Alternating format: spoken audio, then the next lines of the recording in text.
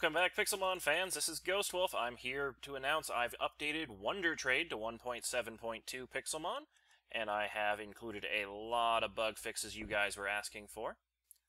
I took a lot of your feedback into consideration when I made these fixes, and made a lot of improvements to the SideMod, and have added new control commands and config options to allow you guys to make it work a lot better for exactly what you're looking for. So, first off, one of the things I have done is now WonderTrade. You can do WonderTrade 1, or you can do /WT1. So now you can use the WonderTrade alias or WT instead of typing out the entire thing of WonderTrade. The other thing it now asks for is you now have to confirm that you actually want to give your Pokemon away. This way you realize it is going to remove the Pokemon from your inventory, because some players are like, oh crap, I just lost my Mew. This gives you a second to make sure that you want to remove it. So we'll do WonderTrade 1 confirm, and now we've swapped out our Pokemon, and we've actually received a Vaporeon. And in addition to this command, I've added a couple little changes to it. You no longer can do this command when you're in a dimension besides the overworld. There were some crashes relating to if you use the old command in the Nether or in the End or some things like that, because Pixelmon doesn't like being in those dimensions and has some issues. It will also now, you have the ability in the config file to change how often you do WonderTrade, so I can actually keep just WonderTrading because I have it set so that there's no required time delay. Or you can set the time delay to whatever you particularly want for your server. In the future, we are going to update it so that there's a universal database, so all Pokemon, so like someone from server A can put a Pokemon in this pool, get a Pokemon from server B as their reward, and because of the amount of traffic that's going to cause sending Pokemon across servers and having a universal WonderTrade pool in the next version, there may eventually be a limit on how short you can make that if you're using that pool. If you're just using your own local thing, you can set it down to 0 and it's not going to be an issue. Otherwise, it could just cause a whole bunch of expenses to keep those servers up because there's so much data being transferred. So just a heads up for future issues. I've also added a brand new command, which is WonderTrade admin. So this command gives you a whole bunch of ability to control what Pokemon are in the pool and is really useful for those managing servers. I also should point out at this time that we have changed the command nodes, so now the command nodes are com.wondertrade.wondertrade.commands.wondertrade. And for the WonderTrade admin command, it's the same thing with just admin. So the reason they had to be changed that way is a lot of 1.7.2 mods are now structured with that folder structure. And so I ended up updating it to that, so you will need to change your command nodes. Alright, so WonderTrade admin. There are 5 functions that it can use. The simplest thing it can do is just /WT admin print, and that prints out the announcement that the server is running WonderTrade and how many Pokemon are in the pool, and wow, one of the Pokemon in the pool is a shiny. So, these kind of announcements, and it reminds people to use the command. And so you can now print that off with a command. So if you're running a server that has different commands or different announcements running on a timer, all you have to do is just set up a timer to run /WT admin print, and you can now include that statement out into a standard message. One of the other things you can do as an admin is check a look at the Pokemon in the pool. Let's see what that shiny is. So you do /WT admin list, and we can see there's a shiny Yanmega. It's a level 12 sitting in the pool. So maybe we don't want that Yanmega in the pool because we don't want,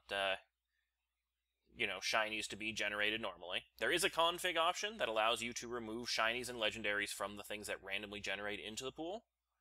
But if you wanted to manually remove it, you actually can just do WT admin, remove, and then we want Yanmega, and we want the shiny Yanmega to be removed.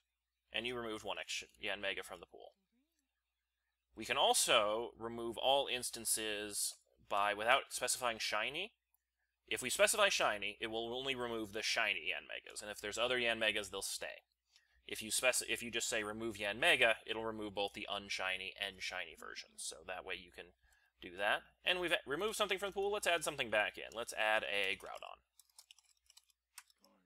So I've just added a legendary to the pool. It gives a little announcement. And now if we do a WT admin list, we now see we have a level 70 Groudon added into the pool.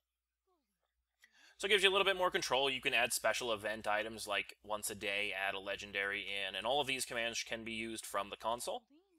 So it should be able to actually be able to have a event kind of thing where you add a specific Pokemon into the pool at every certain amount of time. And then we also have WT admin purge. So that's and you can also specify whether they're shiny or not in the add statement. The WonderTrade admin purge allows you to regenerate the entire pool. And so now WT admin list, you can see the entire pool is now changed.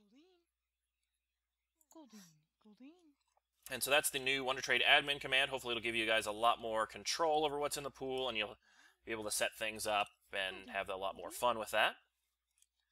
And then the rest of the changes are involved in the config file, so let me pull that up on screen for you. So our first setting that we have is the general settings of time between server-wide announcements and time between uses of WonderTrade. So you can now completely specify these. The server-wide announcement will run at least once every hour, but you can set it to be less or more frequent than normal. I think the old default was 5 minutes, but for some servers that was like every minute it was spamming that command because their tick rates were a little bit off, and so I've allowed that to have a lot more adjustment ability now. And then you can set the minimum time that a player must wait for uses of WonderTrade. If you set that to 0, it will take, they can keep using WonderTrade as much as they'd like. And let me actually move away from this river because that Magikarp is talkative. But, so that will let you use that command as much as you'd like. And if you set it for 10 minutes, it'll take 10 minutes, and you can set this up to days or years. If you really wanted to, it is compatible with setting the time up to years, but you have to specify it in minutes. Then the other settings we have are for how to auto-generate Pokemon into the pool. So a lot of people didn't want to have a chance of legendaries or shinies being generated into the WonderTrade pool. So the defaults are the frequency of actually seeing legendaries and shinies in the world, 1 in 1500 or 1 in 8192 for shinies. And if you set those values to 0 in the config, then those Pokemon will no longer, or you won't see either legendaries or shiny Pokemon showing up in your pool. You can also change them to any other value you please that's greater than 0, and it'll take if you set it to 1000, it's a 1 in 1000 chance of it showing up in the pool. So you can customize those completely. I've also allowed you to set up the min and max levels of Pokemon to generate in the pool, anywhere from level 2 to level 100. So some people didn't like seeing level 1 Dragonites. I thought it was kind of cool to see them, but that way you can customize it. So the defaults, I think, are 5 and 40. So you'll see Pokemon between level 5 and level 40 in the pool, in case you didn't want people receiving level 99s or level 2s or 1s. It spawns in a much more customizable range. It also has some handling code, so if you accidentally set the minimum level higher than the maximum level, it's not going to crash your game. I accidentally did that while I was testing, and I was like, oh, well, let me just put a little bit of code in here to make sure that the max level will never go above the min level, or the other way around. And then the last setting you have is to be able to set the pool size of WonderTrade. So I rather like the pool size of 100, because it means there's a 1% chance of any person who sends something up to the pool getting the Pokemon that was just recently put in the pool. So if you did an announcement, oh, a shiny Groudon has been added to the pool, you now have a 1 in 100 chance of any given player grabbing that Groudon. If the pool was only size 10, you'd only have a few players before somebody randomly pulls it. I think anywhere between 50 and 100 is a pretty good pool size, but you can set it up higher or lower if you want. It has to be greater than 0. If it's not greater, you set it to 0, it will set it to 100 as the default. Just to make sure there's no crashes or anything, because if there's no pool to pull Pokemon out of, you can't do anything. And so eventually we're going to be having this WonderTrade config setting include the option of whether you want to be included or not in the universal server pool, which will allow you to trade Pokemon between servers. And there's going to be some verification functions, so people can't just hack in a whole bunch of Pokemon and then spam shinies into the big WonderTrade pool and stuff like that. There's a lot of stuff to work out with that, and that will be in the next version. I think that is just about everything for this Pixelmon version. There's a full changelog and download in the description below, so if you want to check out anything I missed or anything like that, there should be plenty of information down there to help you out. And definitely let me know what you think of this version. I would definitely want to hear your feedback and comments, because I've made a lot of changes based on what you guys wanted to see.